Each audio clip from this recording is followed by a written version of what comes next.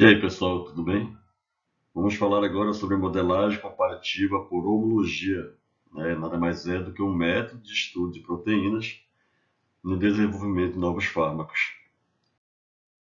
Sabemos que quando tem um fármaco específico, né, onde ele precisa da ligação do fármaco com o receptor para gerar seu efeito farmacológico, ou seja, que o ligante, né, por meio de ligações químicas, se une ao receptor para ter a sua atividade, inclusive isso faz parte da relação estrutura-atividade. É importante que, para eu poder desenvolver novos fármacos, ou eu conheço o receptor, a estrutura dele, ou eu conheço a estrutura do meu ligante, né?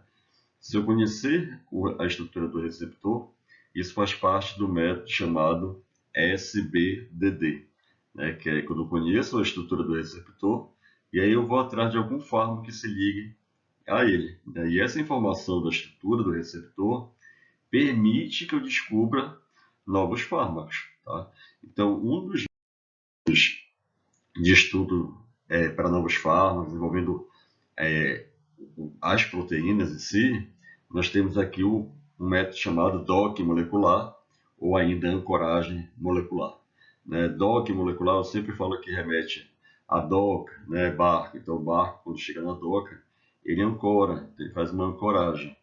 A gente sabe que o fármaco, né, é uma analogia, o fármaco ele também se ancora de alguma forma ao seu receptor, né? Se ancora por meio de ligações químicas. Então, o DOC molecular ele é um método computacional onde ele avalia o cálculo da energia livre de ligação não covalente, né?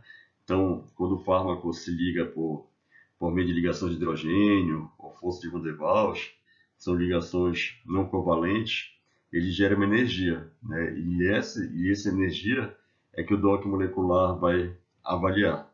Lembrando que o DOC molecular ele leva em consideração o menor valor de energia, né, de uma ligação entre o fármaco e o receptor, como para ter um maior. Então, como é um cálculo matemático, o programa ele avalia como é que esse ligante, como é que esse fármaco se liga a determinado receptor, a determinada proteína, baseado no menor energia gasta na ligação entre eles, ele gera um score, né, e esse score vai me dizer qual fármaco, qual ligante teria maior potencial de se tornar um fármaco de fato. E a gente sabe também que o DOC molecular, ele faz com que a indústria, né, os pesquisadores, tenham menor custo de produção. Porque uma vez que você tem a possibilidade de testar em computador, né, se aquela molécula, qual das moléculas seria o melhor ao se ligar à proteína, você economiza, de certa forma, recursos financeiros. Então, você tem menos custos para desenvolver um novo fármaco. E quando se fala também em DOC molecular, o principal objetivo dele é saber qual das moléculas que você está testando como ligante, né, qual dele é o mais provável em ter aquela interação com o receptor. Ou seja, qual deles teria melhor afinidade e qual deles teria maior potencial de realmente vir a ser um fármaco. Essas proteínas, elas podem ser estudadas sim por métodos laboratoriais.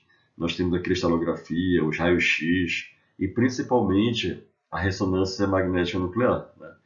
Porém, esses métodos laboratoriais, muitas vezes, além de ser caros ou demorados, podem apresentar erros. E aí que a gente, né, tem a opção de fazer o estudo de proteínas por meio de computador. Então, alguns métodos que a gente utiliza o computador para pesquisar a proteína, fazer modelos, né, nós temos três métodos, chamado ab initio, o trading e a modelagem comparativa, no caso por homologia. Né? Lembrando que essas proteínas, gente, é importante que se estude elas, como elas têm um processo evolutivo e muitas vezes de mutação, eu fazer modelos dela para estudos dos fármacos é fundamental para eu saber se o meu fármaco ele consegue atuar em proteínas similares, né? Em proteínas parecidas, podemos dizer assim. Então, o ab initio, eu vou conseguir fazer, vou fazer novas proteínas para poder estudar, né? Como é que o fármaco se ligaria a ele, mas o ab initio ele tem uma característica. Eu não utilizo modelo para desenvolver novas proteínas, né? Então, essa construção da proteína, ela se dá do zero. né? Ela não tem um modelo onde se baseia. Então, esse método, o ab initio, geralmente é utilizado para estudo de pequenas proteínas. Já o método trade, ele leva em consideração um padrão de enovelamento, que é a estrutura terciária da proteína. Então, dependendo como a proteína se apresenta em sua estrutura terciária, os novelos, aí sim ele já consegue ter um molde para gerar novas proteínas. Então, o trade, agora ele já utiliza um molde, né, como modelo, porém, ele leva em consideração apenas a estrutura terciária da proteína, ou melhor dizendo, né, a forma de novelo que ela adquire. Já a modelagem comparativa por homologia é a modelagem onde você tem, de fato, como o próprio nome fala, um modelo, né, que você vai levar em consideração, mas agora ele não se preocupa mais com a estrutura terciária. Ele é mais detalhado, detalhista. Né? Ele vai se basear agora numa sequência de aminoácidos. Lembrando que a proteína ela é feita por uma sequência de aminoácidos. Então, a chance de você ter um acerto, de você ter uma acurácia melhor, na modelagem comparativa é muito maior do que nos outros métodos, no trade ou no ab initio. Né? Então, a acurácia dele se torna maior. Para eu ter um modelo de proteínas baseado nos aminoácidos, eu tenho que saber qual é a sequência dele. Né? Então, a proteína, ela existe cadastrado no banco de dados de proteína, que é o Protein Data Bank, existe um arquivo chamado arquivo.fasta, né? Como se fosse um .doc do Word, um .pdf de arquivo de leitura. Então, o arquivo FASTA ele tem essa sequência de letras, onde cada letra representa um aminoácido. Né? Então, esse aqui eu vou me basear nessa sequência para poder gerar modelos de proteína. Falar um pouquinho sobre a modelagem comparativa por homologia. Então, se ela é uma modelagem, ela precisa de um modelo. Então, o primeiro passo de se fazer esse processo, esse estudo de proteínas, é identificando qual molde eu vou utilizar. E aí eu utilizo o recurso lá do Protein Data Bank, onde de lá eu extraio o arquivo FASTA, que foi falado, e esse arquivo FASTA eu vou ter a informação sobre a sequência dos aminoácidos, né, de uma proteína.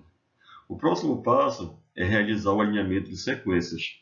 Então aqui a gente utiliza um programinha chamado Protein Blast. Né? O Blast ele consegue alinhar proteínas, né, para que eu possa construir modelos de estudo. Muitas vezes esse preparo, essa construção do modelo, ele apresenta erros. Né? E dos principais erros que acontece é justamente nas alças, que tem aquelas curvas das proteínas, que durante a sua leitura apresenta muitos erros de deleção, de adição, de substituição de aminoácido. Então, eu preciso fazer um refinamento. Né? Então, o refinamento nada mais é do que o melhoramento, o aperfeiçoamento dessa proteína, desse modelo. Ele ocorre tanto na modelagem das alças, porque, como eu falei agora há pouco, é a região onde mais acontecem erros, né? E também na modelagem das cadeias laterais, que são aqueles radicais de cada aminoácido presente. Então, são ajustes feitos para você melhorar seu modelo de proteína. Né? Sendo assim, você, depois do refinamento feito, você tem o seu modelo, mas você precisa validar o processo. E esse processo ele é validado por um gráfico, chamado gráfico de Ramachandran. Esse gráfico ele leva em conta os parâmetros estereoquímicos, né, da proteína formada, e aí ele consegue dizer se foi válido ou não. Né? Ele considera um percentual para poder dizer se foi válido quando você tem uma semelhança acima de 30%. Se for abaixo disso, é considerado inválido e o processo todo deve ser refeito novamente. Né? Se for acima de 30%, baseado no gráfico de Ramachandran, o modelo ele foi validado, foi aprovado e aí pode ser utilizado para o estudo de novos fármacos. Então é isso, a gente fez aqui um breve resumo sobre os métodos de estudo de proteínas. Falamos também aqui um passo a passo como ocorre a modelagem comparativa por homologia. Valeu, gente. Obrigado.